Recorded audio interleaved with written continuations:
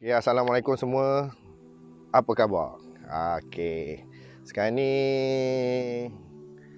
kau berada di Kampung Mengkarak. Dan tempat ni adalah tanah perkuburan Islam Kampung Mengkarak.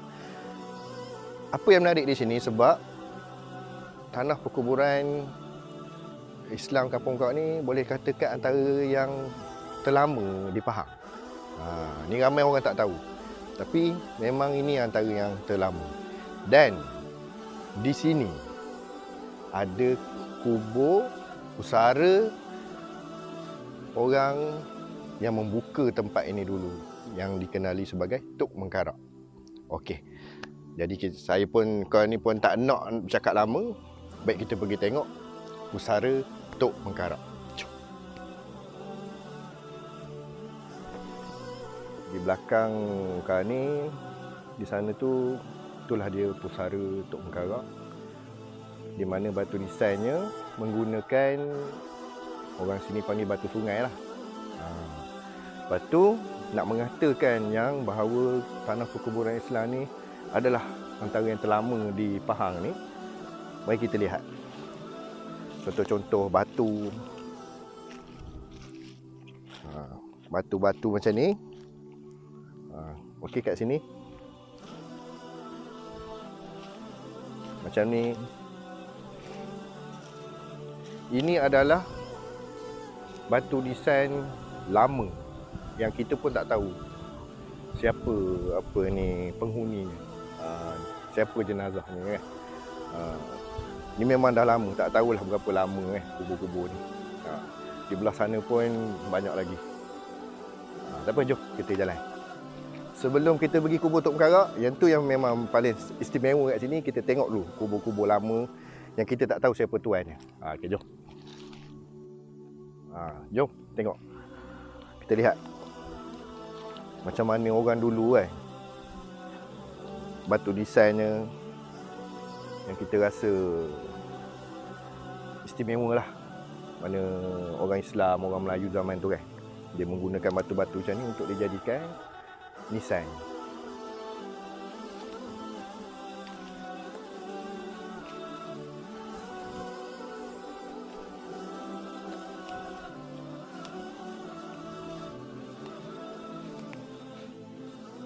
Okey. Jadi sekarang inilah dia pusara Tok Mengkarak. Jadi dia tulis di sini Tok Mengkarak 2. Ni nama dia lah. Tok Mengkarak tu nama gelaran dia. Nama betul dia Imam Nur Qadim bin Zulbayan. Hayatnya pada 1700 hingga 1770. Tapi ini Tok Mengkarak 2 lah kalau ikut cerita di sini. Dan Tok Mengkarak 1 kuburnya ada di tempat lain, tapi itu kita tak dapat nak pastikan benda tu. Tak ada apa-apa bukti yang betul-betul ni lah nak menunjukkan itu kuburnya. Jadi jom kita lihat macam mana keadaan kubur ni. Okey. Kalau ikutkan catatan yang ada pada pagar pusara Tok Mengkarak 2 ni, maknanya Allahyarham merupakan seorang ulama yang menggantikan bapanya menjalankan kerja dakwah di Kampung Mengkarak dan Nusantara. Dia terkenal dalam bidang kesufian, membantu Tok Syahibuddin menyebarkan akidah Ahli Sunnah wal Jamaah di Pahang. Beliau meninggal dunia di waktu asar ketika sujud. Jadi ini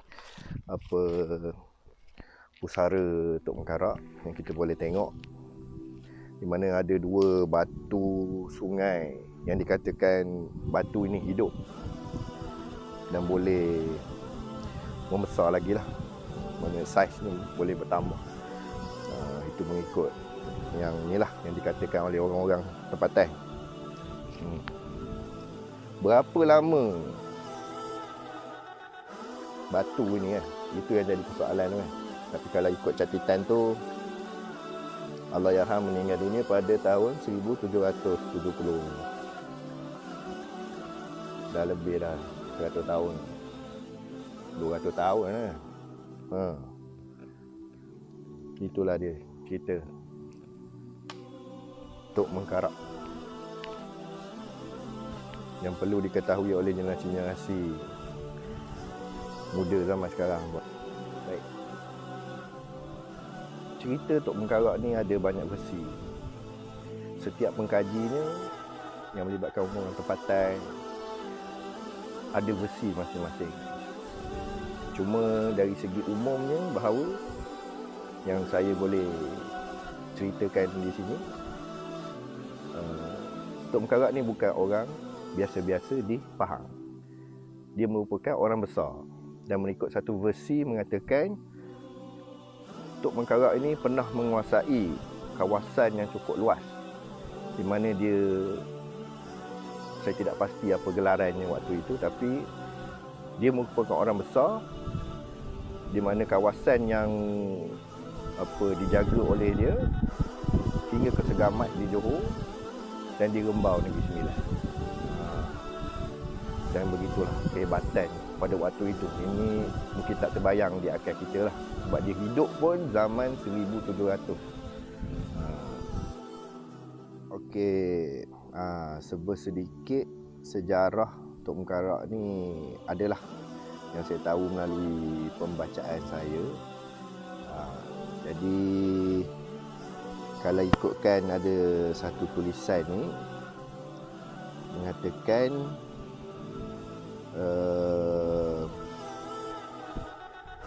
nama Mengkarak itu sendiri berasalnya daripada Sumatera,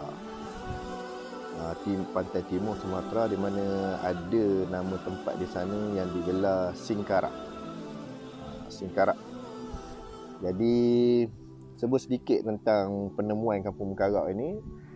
Jadi dia ditemui sekitar 1620. Sejarah awal sebelum penempatan moden, ia merupakan sebuah kawasan hutan yang disaliri oleh Sungai Pahang. Sebagaimana kedudukan kampung-kampung lain di tepi Sungai Pahang, maka Kampung Mengkarak tidak didiami oleh kumpulan Melayu asli dari keturunan Semelai dan Melayu Proto.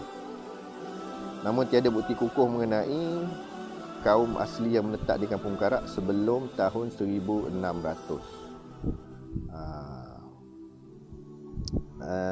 Jadi di sini juga ada sungai yang dipanggil Sungai Mengkarak, yang muaranya bertemu dengan Sungai Pahang, betul-betul terletak di Tanjung Sungai Pahang yang paling selatan jika merujuk peta negeri Pahang. Dan keunikan ini menjadikan aliran Sungai Pahang seperti berbentuk huruf U. Jadi sekitar tahun 1620-an, semasa kegemilangan kerajaan Kesultanan Pagaruyung di Sumatera, berlaku penentangan aliran fahaman tarikah dalam pengembangan agama Islam. Kumpulan pendakwah yang lebih berfahaman ekstrim dalam bidang tauhid telah meletakkan tarikat Martabat 7 sebagai dasar utama amalan agama Islam. Imam Nur Al-Bayan dan anaknya Imam Nur Al-Qadim kemudian dikenali sebagai Tok Mengkarak, merupakan pendakwah dan pengamal tarikat ini yang mendapat penentangan daripada Sultan Iskandar Muda Thani, iaitu Sultan Pagaruyung ketika itu. Baginda Sultan telah mengeluarkan titah untuk menangkap, membunuh pengikut Martabat 7 selain membakar semua kitab yang digunakan.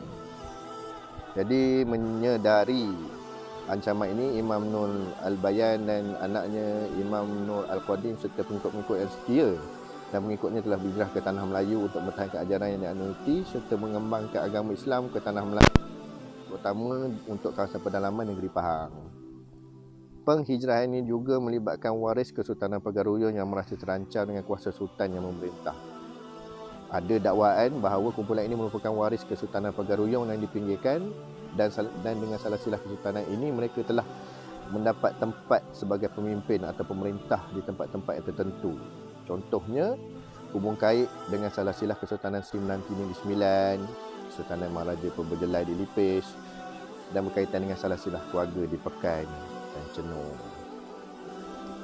Okey, itulah sebut sedikit ada tulisan daripada orang tempatan mengenai sejarah. Okay, seperti yang saya ceritakan tadi, maknanya Tok Mengkarak ni dia seorang ilmuwan pendakwah juga. Jadi pusat pengembangan ilmu Islam itu berlaku di sini. Maknanya kerana itu juga wujudnya masjid di kampung inilah. Okey, kat sekarang ni dia tapak asal Masjid Mengkarak. Dan sekarang ni dah jadi Pondok Tok Mengkarak. Jadi masjid baru ni sekarang ni di depan. Itu pun katanya yang baru sekarang pun dah katanya tapak yang ketiga. Jadi masjid ni pernah berlaku perpindahan itulah. Jadi boleh lihat sendiri lah macam mana kan Pondok Tok Mengkarak. Sekarang ni di tapak asal Masjid Mengkarak.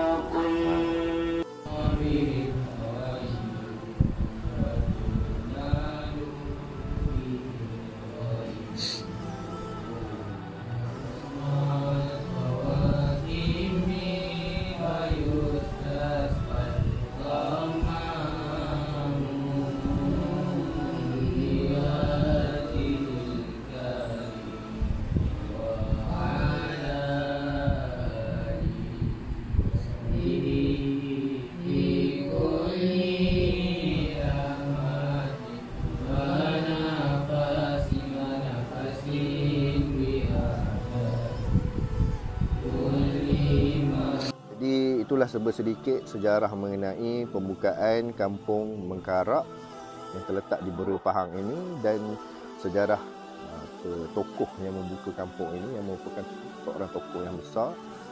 Jadi jika ke Pahang, jika ke negeri ini, maknanya sila-silalah ke Kampung Mengkarak di Bura Pahang ini untuk melihat sejarah lama yang ada di negeri Pahang dan tanah Melayu ini sebenarnya.